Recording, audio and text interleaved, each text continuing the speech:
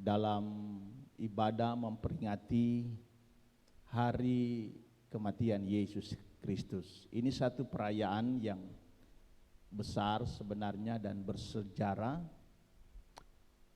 karena dasar iman kita ada peristiwa ini, ya, yaitu kematian Yesus. Puji Tuhan. Pagi hari ini mari kita akan merenungkan firman Tuhan. Saya beri judul khotbah saya pagi hari ini yaitu kematian Yesus menghidupkan kita. Kematian Yesus menghidupkan kita. Nah, saudara, saya akan memulai dari suatu hal yaitu bagaimana sebenarnya orang Israel, bangsa Israel atau orang Yahudi mengenai peristiwa kematian Yesus, ya. Karena dengan kematian Yesus sepertinya merubah, ya, peradaban bangsa Israel.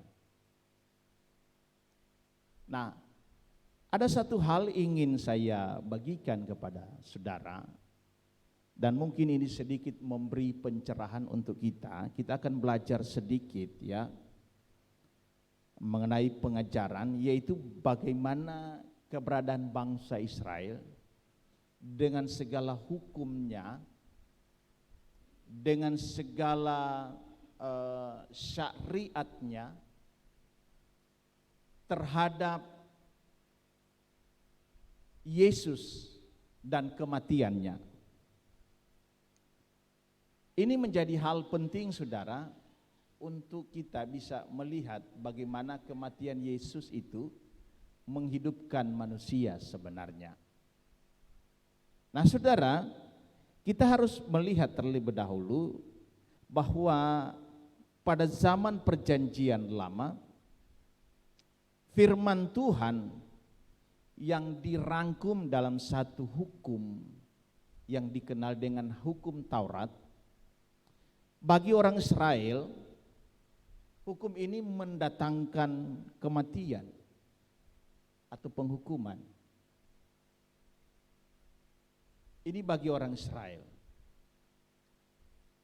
Sehingga di bawah hukum ini sepertinya ada satu kuk yang berat, yang susah untuk dikerjakan. Dan sehingga membuat bangsa ini sepertinya kehilangan moral. Tetapi kita bersyukur, ya, pada zaman perjanjian baru Yesus Kristus membuat atau menjadikan firman Tuhan pada perjanjian lama atau dikenal dengan hukum Taurat ini menjadi sesuatu yang mendatangkan kehidupan bagi manusia. Saudara lihat di Roma 8, Roma pasal 8, ya, ayat 1 saya baca. Roma 8 ayat 1. Demikianlah sekarang tidak ada penghukuman bagi mereka yang ada di dalam Yesus Kristus. Roh yang memberi hidup telah memerdekakan kamu dalam Kristus dari hukum dosa atau hukum maut. Apakah itu hukum dosa? Hukum maut, ya, yaitu Taurat tadi, ya, dengan berbagai syariatnya. Sebab apa yang tidak mungkin dilakukan hukum Taurat karena tak berdaya oleh daging, telah dilakukan oleh Allah dengan jalan mengutus anaknya sendiri dalam daging yang serupa dengan daging, yang dikuasai dosa karena dosa. Ia telah menjatuhkan hukuman atas dosa di dalam daging, supaya tuntutan hukum Taurat digenapi di dalam kita yang tidak hidup menurut daging tetapi menurut roh. Nah, kalau melihat ya awal dari apa yang saya sampaikan, nah ini menjadi pertanyaan penting ya. Memang sekarang ini ada lagi polemik bahwa hukum Taurat itu sudah tidak berlaku. Tapi mari kita sinkronkan antara hukum Taurat dan kehadiran Yesus Kristus yang mati di kayu salib. Bagaimana kedua hal ini bisa dapat sinkron dengan tidak saling berlawanan, tetapi justru saling melengkapi. Nah, kita baca dulu saudara, coba lihat di dalam Efesus pasal yang kedua, Efesus pasal yang kedua ayat 15. Karena Paulus berkata begini, Efesus 2 ayat 15. Sebab dengan matinya sebagai manusia, ia telah membatalkan hukum Taurat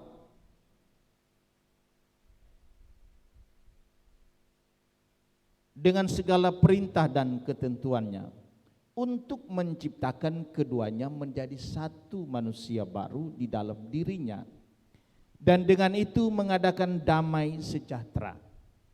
Kita lihat ayat berikutnya, Roma 3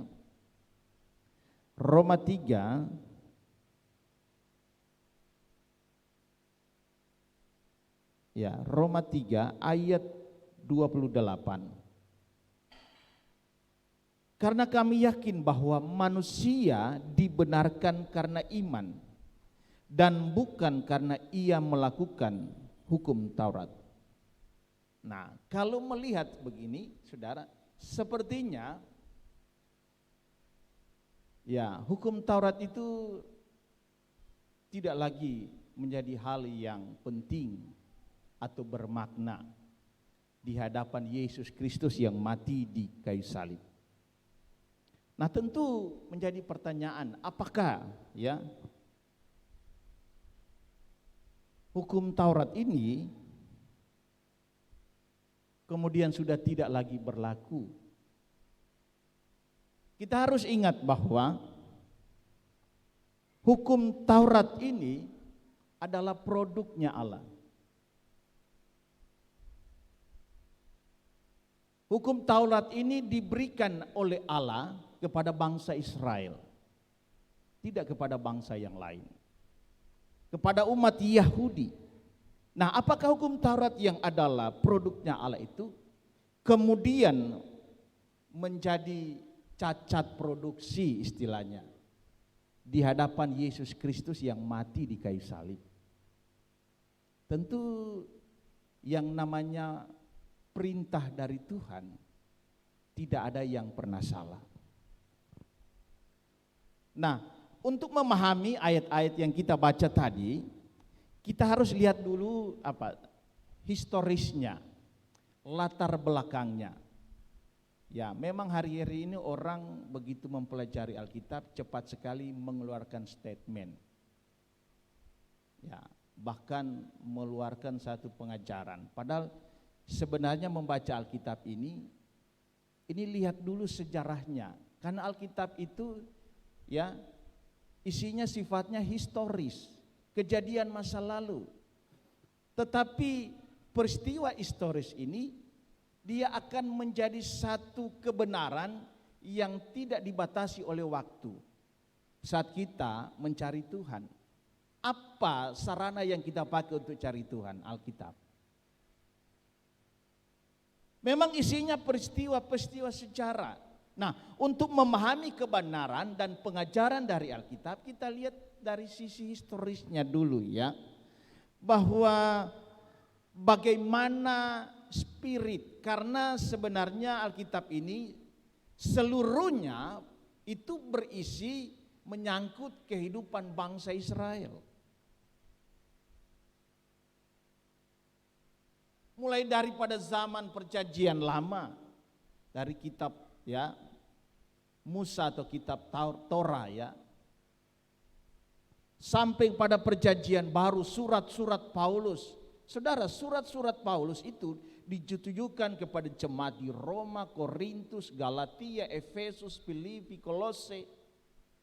Semua itu ditujukan kepada sebagian besar atau mayoritas itu bangsa Yahudi, orang-orang Israel. Kalaupun ada di luar bangsa Yahudi atau non-Yahudi, ada sebagian kecil orang-orang Yunani. Tapi tujuan mayoritas ya ditujukan kepada bangsa Israel yang bertobat, menerima Yesus Kristus sebagai Mesias, orang yang diurapi, yang dijanjikan itu. Nah tentu saudara, kita harus dilihat dari sisi historisnya, bagaimana spirit bangsa Israel. Saudara lihat bagaimana spirit atau semangat bangsa Israel dalam merespon, memperlakukan dan melakukan hukum Taurat itu. Kita harus lihat itu dulu ya.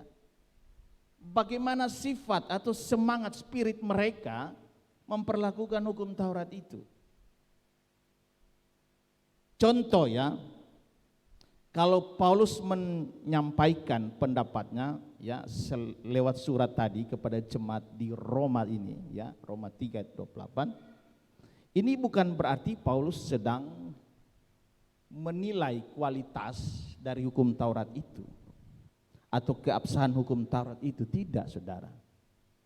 Kalau kita dibenarkan cuma karena iman, kemudian hukum Taurat kita tidak dibenarkan, kemudian kematian Yesus membatalkan hukum Taurat, Paulus tidak sedang menilai legalitas ya, legitimasi dari hukum Taurat itu. Tetapi sini saudara, Paulus sedang menyoroti bagaimana cara tindakan orang Israel dalam melakukan hukum Taurat. Nah tentu ini Paulus sampaikan kepada orang-orang Israel yang ada di Roma, yang ada di Efesus. Saudara perhatikan ayat tadi ya. Karena kami yakin bahwa manusia dibenarkan karena iman dan bukan karena melakukan. Perhatikan kata melakukan di ayat ini. Artinya bahwa ada tindakan melakukan yang salah dari bangsa Israel ini. Nah, ini tidak dibenarkan. Bagaimana orang Israel memperlakukan hukum Taurat dan melakukan. Pernyataan Paulus membatalkan atau tidak dibenarkan lagi dengan hukum Taurat. Kita harus lihat begini ya, bahwa kita jangan dulu menjustis ya hukum Taurat itu. Ini sedikit pencerahan saya katakan tadi buat saudara. Kemudian langsung kita berkata hukum Taurat sudah tidak berlaku, sudah tidak zamannya lagi ya. Sebenarnya problemnya bukan pada hukumnya, hukum Tauratnya, tetapi problemnya itu pada bangsa Israel ya, karena hukum Taurat itu produknya Allah. Tidak mungkin orang bilang cacat produksi ya, tidak mungkin itu ditarik kembali, tidak berlaku lagi ya. Biasanya kan ada seperti itu ya, kalau berita-berita lalu pabrik-pabrik mobil menarik kembali beberapa jenis mobil karena ada cacat produksi, ditarik kembali. Tapi ini tidak saudara, tidak sama dengan demikian ya. Jadi yang menjadi problemnya itu ada di pihak bangsa Israel sebagai penerima hukum Taurat dan pelaksana hukum Taurat. Karena Yesus berkata di dalam Matius 5, coba buka Matius pasal 5 ayat 17. Matius 5 ayat 17, di sana dikatakan, janganlah kamu menyangka bahwa aku datang untuk meniadakan hukum Taurat atau kitab para nabi. Aku datang bukan untuk meniadakannya, melainkan untuk menggenapinya. Nah kalau mau baca lagi ini, wah semua bingung. Paulus bilang sudah dibatalkan hukum Taurat. Paulus bilang kita lagi tidak dibenarkan dengan hukum Taurat tapi dengan iman. Tetapi Yesus bilang, oh aku datang bukan untuk menyediakan hukum Taurat. Sebenarnya mana yang benar ini? Paulus atau Yesus? Ya, saya sudah katakan tadi ya, tidak ada yang salah dengan apa yang dikatakan Yesus maupun Paulus. Karena keduanya melihat dari sisi bangsa Israel dalam memperlakukan dan melakukan hukum Taurat. Nah, kita harus pahami begini saudara ya. Mengapa Kristus harus menggenapi hukum Taurat? Kenapa kok harus digenapi? Berarti ada yang kurang. Kalau dibilang digenapi, genap, menggenapi, berarti sebelumnya ada yang kurang. Ternyata apa yang kurang sehingga Yesus harus menggenapinya, yaitu respon dan sifat perlakuan bangsa Israel itulah terhadap hukum Taurat. Itu yang masih kurang sehingga Yesus datang menggenapi. Kalau saudara ya, saya mempelajari ayat ini di Matius 5 ayat 17. Saya lihat dari beberapa Alkitab berbahasa aslinya yaitu bahasa Yunani dengan berbagai terjemahan yang ada, baik terjemahan dalam bahasa Inggris maupun Indonesia. Di sana sepakat ya, saudara perhatikan kata meniadakan ya. Aku datang bukan untuk meniadakan. Kata ini menjadi kunci untuk memahami ayat ini. Dalam bahasa Yunani pakai kata luse, meniadakan atau memperlunak. Kenapa demikian? Karena hukum Taurat ini keras, tidak ada kompromi. Kalau yang namanya salah, salah. Yang namanya berbuat melanggar hukum Taurat harus dihukum. Yang namanya salah harus dihukum. Itu keras, tegas sekali hukum Taurat. Nah, karena hukum Taurat itu begitu keras, maka ada satu kebiasaan bangsa Yahudi dalam melakukan hukum yang keras ini, mereka sedikit perlunak. Mereka sedikit memperlunak. Artinya bahwa yang dilakukan oleh bangsa Israel ini, yaitu mereka begini, metode yang mereka gunakan yaitu penafsiran kasuistik. Mereka melihat hukum itu dengan metode penafsiran kasuistik, artinya hanya melihat kasus. Ya, kasus. Begini ya untuk memahami. Orang kalau didapati ya, misalnya didapati pada seseorang itu dia tidak membunuh, berarti dia sedang ya melakukan hukum Taurat. Kalau tidak kedapatan dia mencuri, berarti dia sedang melakukan hukum Taurat. Ini hanya melihat kasus. Jadi selama kasus tidak ada, berarti orang Israel itu dianggap benar. Ini cara mereka memperlunak. Jadi hanya lihat kasusnya. Jadi mereka membuat hukum Taurat itu untuk dapat dilakukan, maka mereka memperlemah kuasa moral. Yesus bilang, jangankan kasusnya membunuh, membenci saja sudah masuk kategori apa? Apa? Membunuh. Sudah masuk dalam pelanggaran hukum.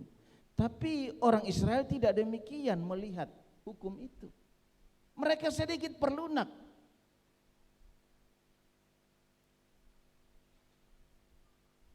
Ya, seperti itu.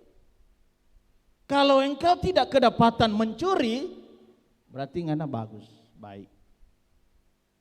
Jadi orang itu bersalah kalau kedapatan dia melakukan dosa. Saudara ingat ada peristiwa di mana seorang wanita yang dibawa kepada Yesus, wanita pelacur. Kemudian di hadapan Yesus, orang-orang Farisi bertanya kepada Yesus, bagaimana dengan wanita ini yang kedapatan berbuat zina? Menurut hukum Taurat dia harus dirajam dengan batu. Nah, orang Farisi, bangsa Israel melihat hukum hanya seperti itu karena keras sekali hukum ini.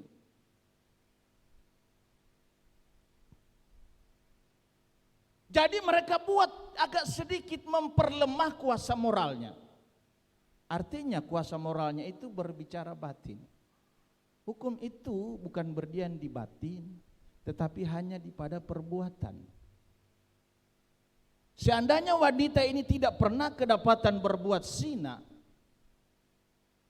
maka wanita ini tidak akan diperhadapkan dengan hukum. Tapi Yesus bilang, barang siapa yang, gimana itu cerita? Yang tidak melakukan atau melanggar hukum Taurat, dia yang duluan lempar ini wanita atau rajam dengan batu. Tidak ada yang berani, karena semua itu melakukan, tapi sembunyi-sembunyi, tidak kedapatan. Ya. Coba kita lihat di Titus pasal 3 ayat 5, agak sedikit kita coba buka Titus 3 ayat 5. Agak sedikit banyak saya, ya memang kita akan melewati penjelasan yang panjang. Saya akan lihat waktunya, kalau memang tidak memungkinkan kita sambung berikutnya. Paulus berkata kepada Titus begini, pada waktu itu dia telah menyelamatkan kita bukan karena perbuatan baik yang telah kita lakukan, tapi karena rahmat-Nya oleh perbandian kelahiran kembali dan oleh pembaharuan yang dikerjakan oleh Roh Kudus. Nah, ini kebiasaan orang Israel ini,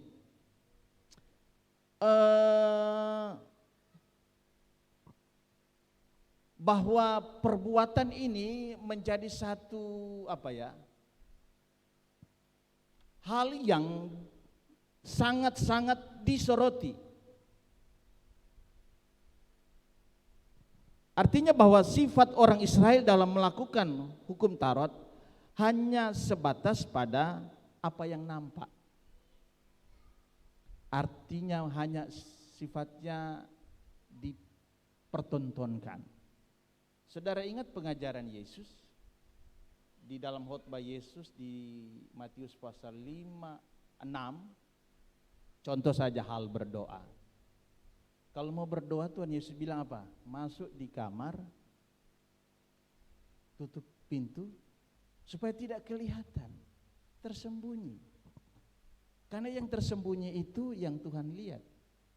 Apa yang tersembunyi? Yaitu di dalam hati kita. Karena kebiasaan orang Israel mempertontonkan hukum Taurat itu dengan perbuatan mereka, pergi di pinggir jalan supaya kelihatan ada berdoa. Apalagi sekarang ada HP, foto kamari supaya dapat lihat ada berdoa. Foto kamari, itu mau berlutut dulu. Waduh, foto. Kira-kira seperti itu.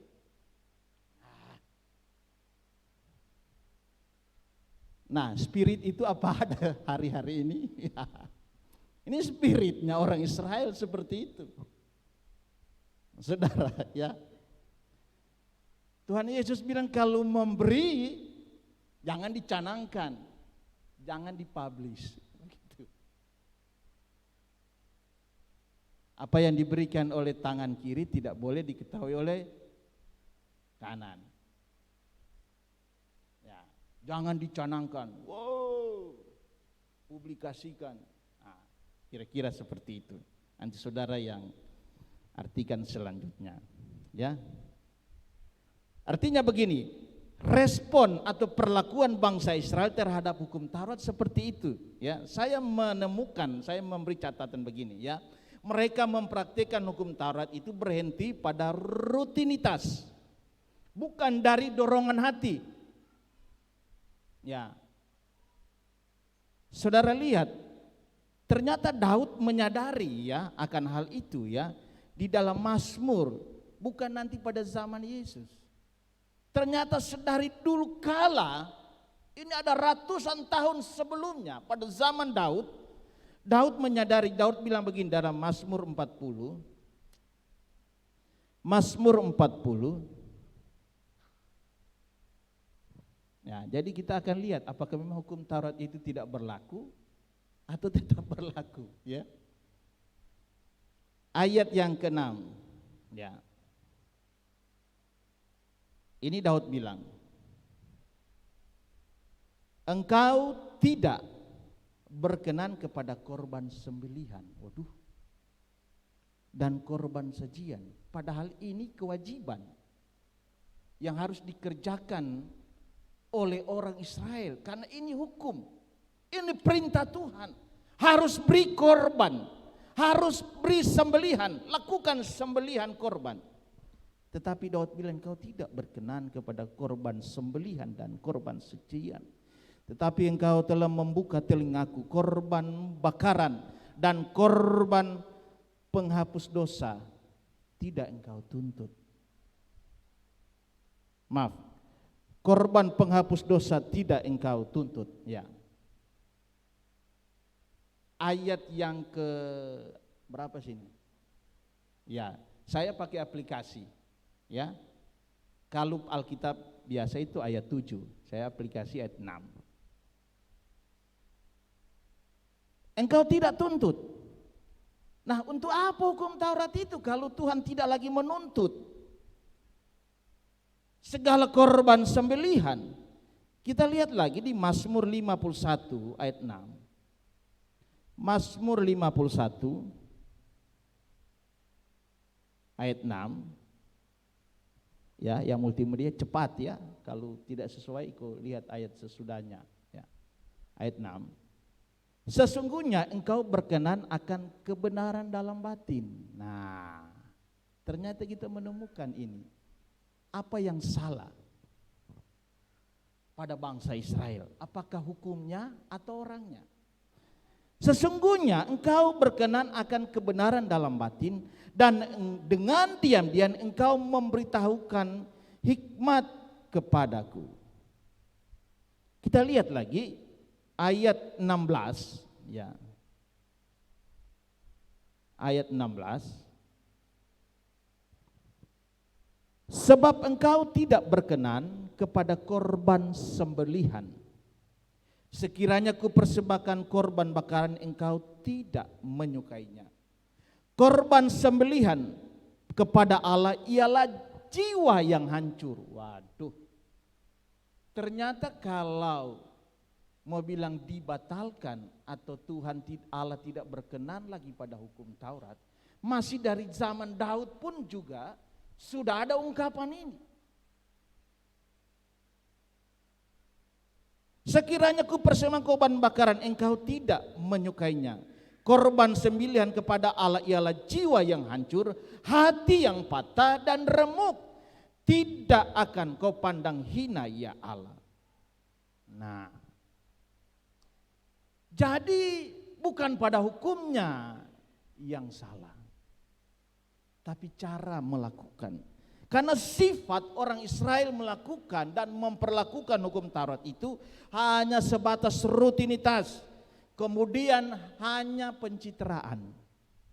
Saudara tahu pencitraan? Nah, apalagi sekarang ini medsos mempermudah orang mau membangun citra diri. Mudah sekali.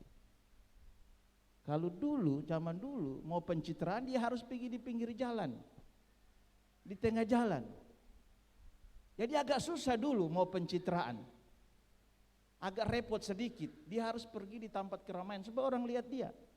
Tapi sekarang dipermudah, biar dalam kamar mandi engkau bisa pencitraan, pakai Facebook saja. Jadi itu, ya. Seandainya pada zaman Israel sudah ada Facebook, waduh semakin jadi memang. Tapi puji Tuhan pada zaman gereja ada yang mengontrol, ada filter, terukur semuanya, ya. Jadi hanya mempertontonkan perbuatan baik. Jadi ingat, bukan hukum Tauratnya yang keliru. Kemudian hukum Taurat itu digunakan untuk menjustis ya seseorang.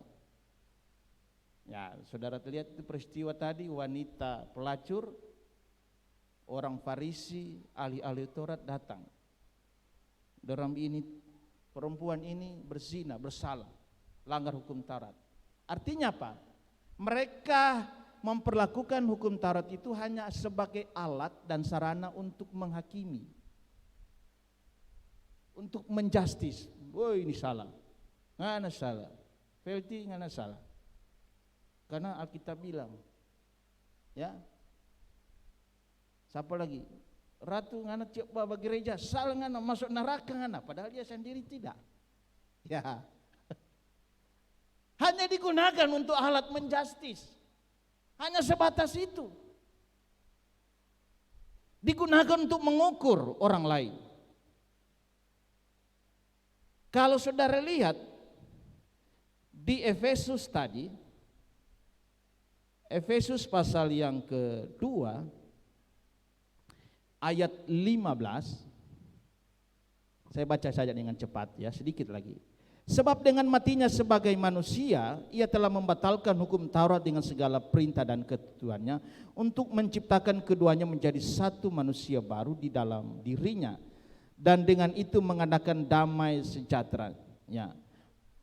Kalau kita baca terus ayat ini atau ayat 11 saja mulai, karena itu ingatlah bahwa dahulu kamu sebagai orang-orang bukan Yahudi menurut daging, yang disebut orang-orang tak bersunat oleh mereka yang menamakan dirinya sunat, yaitu sunat lahiriah yang dikerjakan oleh tangan manusia.